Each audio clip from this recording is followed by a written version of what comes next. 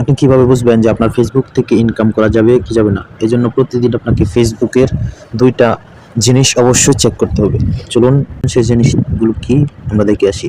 প্রথমেই আপনার Facebook official অ্যাপসটি ওপেন করবেন। তারপর এখান থেকে প্রোফাইলে ট্যাপ করবেন।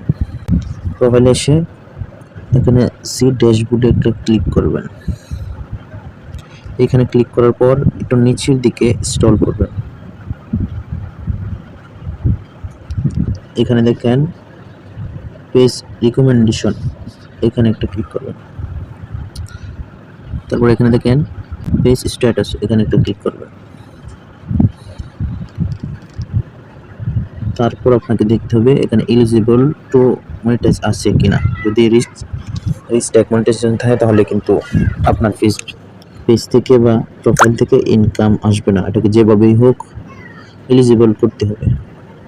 তারপর আপনাকে আবার ব্রেকে চলে যেতে হবে। এখানে আসার পর এখানে 3 ডট একটা ক্লিক করবেন। তারপর নিচের দিকে একটু স্ক্রল করবেন। এখানে দেখেন হেল্প অ্যান্ড সাপোর্ট, এখানে একটা ক্লিক করবেন।